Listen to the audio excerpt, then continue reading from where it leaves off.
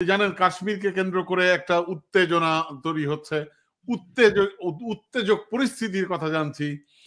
এবং সেখানে আপনি জানেন যে কাশ্মীর সন্ত্রাসীদের হামলা, ভারতের সশস্ত্র বাহিনীকে অভিযানের পূর্ণ স্বাধীনতা দিলেন মোদি। এটি একটি সিগনিফিকেন্ট নিউজ আমরা জানলাম। এ ব্যাপারে আপনার মন্তব্য জানতে চাই। মানে ভারত পাকিস্তান কি আদৌ যুদ্ধের জড়াবে কিনা, নাম্বার ওয়ান।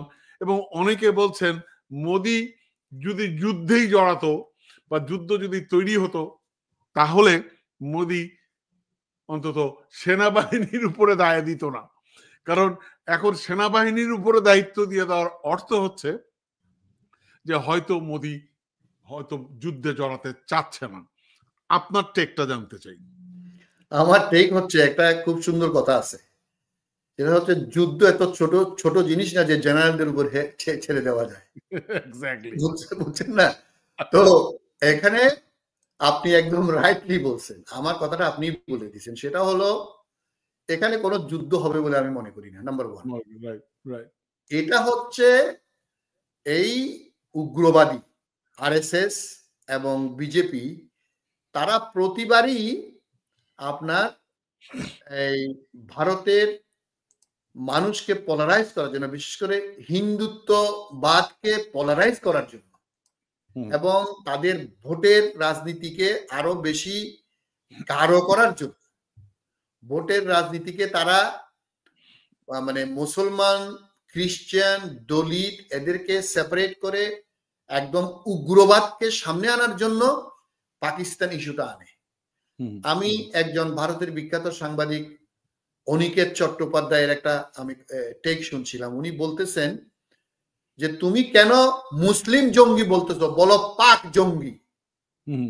সেখানে যে 27 জন মারা গেছে তার মধ্যে 2 জন ছিল মুসলমান, একজন ছিল শহীদ। শহীদ মানে আপনি জানেন যারা ঘোড়া চালায়। আপনি দেখেন প্রায় 150 কিলোমিটার দূরে কাশ্মীরের পাকিস্তান ইন্ডিয়া বর্ডারের 150 কিলোমিটার দূরে গহীন জঙ্গল, এই যেখানে পর্যটকদেরকে মারছে, আপনি যদি সেটার হিসাব করেন ওখানে 8-10 মাইল যেতে হয় ঘোড়াতে করে এবং অথবা গাধাতে করে খচ্চরের উপর চড়ে যেতে হয়। সেখানে আপনার একজন সিকিউরিটি ছিল না, নট এ সিঙ্গেল, না বিএসএফ, না জওয়ান, না সিআইপিএফ, না আর্মি, কেউ ছিল না। আচ্ছা, হাজার হাজার পর্যটক যেখানে, সেখানে ন্যূনতম আপনার পুলিশ তো থাকবে। আচ্ছা, যেই শহীদ, ওর নাম খুব সম্ভবত আদিল হোসেন, সে সবাইকে নাকি কলমা করতে বলতেছে, যে কলমা করতে পারতেছে না তাকে গুলি করে মেরে ফেলতেছে। একজন ত্রিপুরার এক বামপন্থী নেতা, সে হিন্দু হয়েও কলমা পড়ছে, তারে বাইছে। তো অনিকেত চট্টোপাধ্যায় বলল এই আদিল হোসেন নির্দ্বিধায় কলমা পড়ে সে বাঁচতে পারত, কিন্তু সে AK-47 ঝাপটায় ধরছে। ঝাপটায় ধরার পরে এই 26 জন, পরে একজন মারা গেছে, সে আরেক জন্টু শেখ নামে আরেক সেনা সদস্য একদিন পরে আপনার আরেকটা এনকাউন্টারে ওই সন্ত্রাসী মানে উগ্রবাদী বলে যেখানে আর্মি গেছিল, সেখানে জন্টু শেখ নামে আরেক মুসলিম বাঙালি সে মারা গেছে, তার বাড়ি বর্ধমান। তো আদিল হোসেন বেঁচে যেতে পারতো, কিন্তু অনিকেত চট্টোপাধ্যায়ের কথা হচ্ছে তোমরা যারা হিন্দু মুসলমানের সাথে লাগাইতে চাচ্ছ, তোমাদের আসল উদ্দেশ্য হচ্ছে 25 কোটি ভারতীয় মুসলমানদেরকে এক্সাইট করে হিন্দু উগ্রতা, হিন্দুত্ববাদীকে উগ্র করে তোমরা নতুন ভাবে এই যে বিহারে এবং 2026-এ যে আপনার এই যে পশ্চিমবঙ্গে নির্বাচন আছে, এগুলা দখল করার পায়তারা। তো এখন এই যে মুসলিম জঙ্গি এবং পাক জঙ্গি, এর মধ্যে ডিফারেন্স করে উনি সুন্দর করে বুঝাই দিয়েছেন। এই যে পুলওয়ামা, উরি, তারপরে আপনার এই যে বিভিন্ন রকমের যে এই মোদি আসার পরে যে আপনার এইসব ঘটনা পাকিস্তানের যে সার্জিক্যাল স্ট্রাইক করলো, হ্যাঁ, তো আমি মনে করি এগুলা হচ্ছে ভারতীয় উগ্রতাটাকে আরো পোলারাইজ করবে। কোন রকমের যুদ্ধ হবে না, হইলেও 2-একটা টুকটাক এগুলো অলওয়েজ হয়। কারণ আপনি জানেন আমরা যে যত কথা বলি, পাকিস্তানের অর্থনীতি ভয়ানক অবস্থা, খারাপ, ভয়ানক খারাপ, এবং সেখানে গণতন্ত্রের অবস্থা খুবই খারাপ। এবং আপনি সবচেয়ে জনপ্রিয় নেতা ইমরান খান জেলখানায়, তাদের কোনো রাজনৈতিক আপনার একাত্মতা নাই। কনভেনশনাল ওয়ারে, সাধারণ যুদ্ধে পাকিস্তান ভারতের সাথে টিকবে না, কিন্তু পারমাণবিক বোমা তো আছে। এখন ভারত কোনো কারণে যদি আপনার এরকম অল আউট কোন রকমের অ্যাটাক পাকিস্তানকে করে, নির্বিঘ্নে পাকিস্তান পারমাণবিক বোমা দিল্লিতে মাইরা দিবে, এত কোনো সন্দেহ নেই।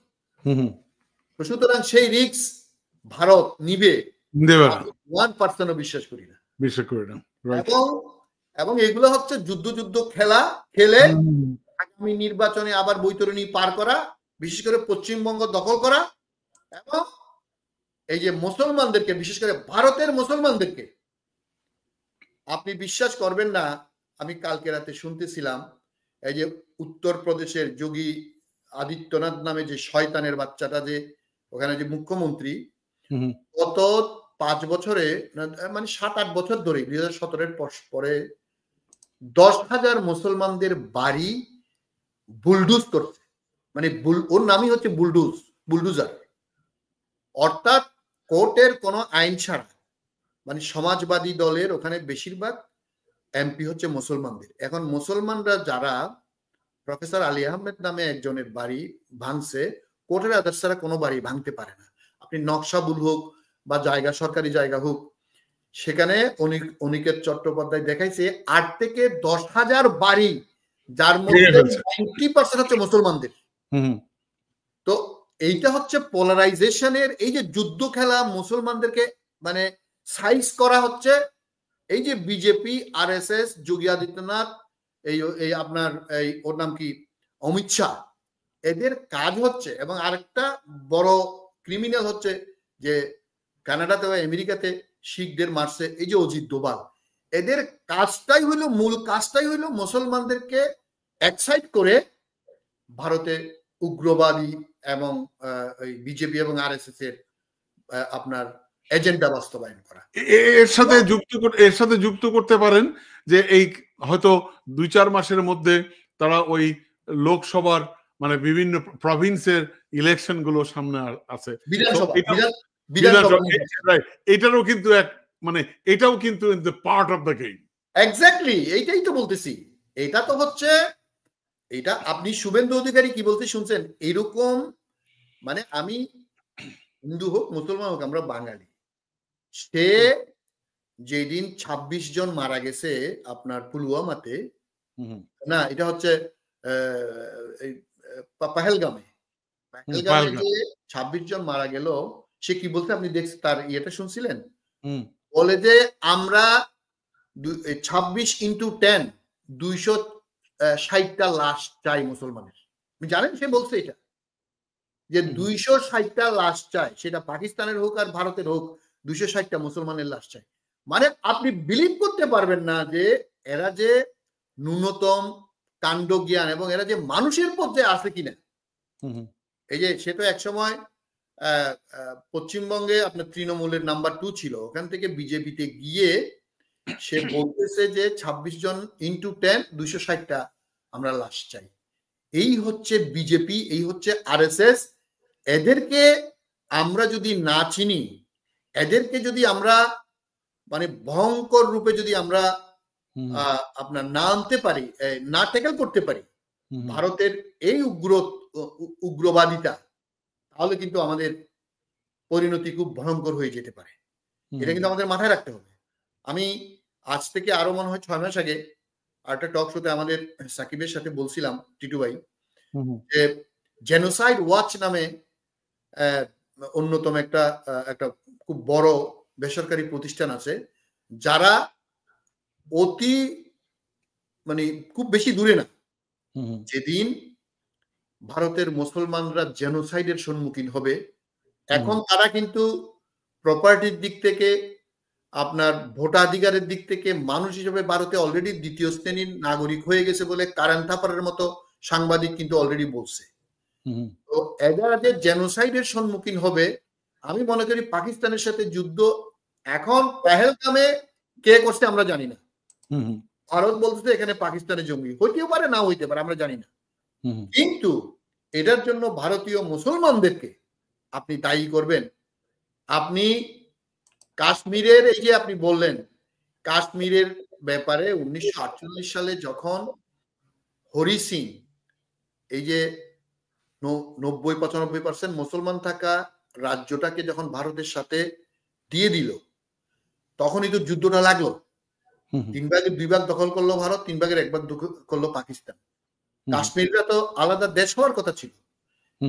তো আমি নিজেই সোশ্যাল মিডিয়াতে টিটু ভাই লিখছি, আমি মনে করি ভারত পাকিস্তান ভাগ এবং কাশ্মীরকে আলাদা, অথবা সেই সময়ের যে প্রিন্সলি স্টেট নামে কয়েক ডজন দেশকে আলাদা স্বাধীনতা দেওয়ার জন্য ব্রিটিশরা যে কুকর্মটা করে গেছে, এই কুমতলব, ব্রিটিশরা হচ্ছে পৃথিবীর সবচেয়ে নিকৃষ্ট জাত। আমি মনে করি নিকৃষ্টতম জাতিদের একটা হচ্ছে ব্রিটিশরা। তারা শুধু আমাদের শোষণ করে নাই, আপনি জানেন আমাদের মুসলিম যারা করতো তাদের হাত কেটে ফেলছিল। এরা এত নিকৃষ্ট জাত। 1943 সালে 1945 সালে আপনার দ্বিতীয় বিশ্বযুদ্ধের সময় এই যে চার্চিল যখন প্রধানমন্ত্রী ছিল, কলকাতা ডকে চট্টগ্রাম বন্দরে খাদ্য আসছিল, এই যে লক্ষ লক্ষ লোক মারা গেল 43-এর মনন্তর বলে, খাদ্য ফেরত পাঠাইছে চার্চিল, কিন্তু তারপরও আপনার ডক করে নাই যাতে আমরা মারা যাই। তো সুতরাং ব্রিটিশরা এই যে হরি সিং নামে এই রাজাকে স্বাধীনতা দেওয়া, মানে যেমন আমরা ভোট করছি কোন দিকে যাব, পাঞ্জাব ভোট করছে, কিন্তু কাশ্মীরকে সে ভোটাধিকার দেওয়া হয় নাই। হরি সিংকে এই যে দিয়ে যে আজকে যে ভারত পাকিস্তান, আপনি চিন্তা করতে পারেন আজকে 78 বছর ধরে তারা যুদ্ধ করতেছে, তাদের উন্নতি আর কিছু নাই, না গণতন্ত্র না অর্থনীতি, কিচ্ছু নাই। ভারতের অর্থনীতিও কিন্তু 80 কোটি মানুষ ভারতে এখনো আপনার 2 বেলার রেশন না দিলে তারা ভাত খাইতে পারে না। আমি জানি 80 কোটি মানুষ। আর পাকিস্তানের অবস্থা আরো খারাপ। আমাদের শেখ মুজিব আর শেখ হাসিনা নামক দৈত্য তৈরি হয়েছে। হ্যাঁ, তো সুতরাং আমরা যে আজকে এই যে কাশ্মীর প্রসঙ্গ, এই যে রোহিঙ্গা প্রসঙ্গ, রাখাইন প্রসঙ্গ আমরা যেগুলো করতেছি, এগুলার আমি বলি আমাদের ইতিহাস থেকে শিক্ষা নিতে হবে। হ্যাঁ, আমরা আর অতীতে ফেরত যেতে পারবো না, ইতিহাস থেকে আমাদের শিক্ষা নিতে হবে। এই যে কাশ্মীর, এটা আমি মনে করি this conflict created by British, আমি মনে করি প্ল্যানলি ডেলিভারেটলি তারা করছে। এবং আজকে ভারত এবং পাকিস্তানে এমন কোথাও নেতা তৈরি হয় নাই যে কাশ্মীর প্রসঙ্গ যতদিন না হবে, এই যে আজকে মনে করেন আমাদের সার্কে কাজ করে না, আমাদের সাথে যত রকমের, মানে পাকিস্তানের সাথে তুমি থাকতে পারবে না, ইন্ডিয়ার সাথে তুমি থাকতে হবে, এই যে নেপাল, শ্রীলঙ্কা, বাংলাদেশ, মালদ্বীপ, ভুটান, কারোর সাথে ভারতের সম্পর্ক, ভারতের কোনো সম্পর্ক নেই, কারোর সাথে সম্পর্ক নেই। পাকিস্তান। অনেক ধন্যবাদ আপনাকে, অনেক ধন্যবাদ আপনাকে।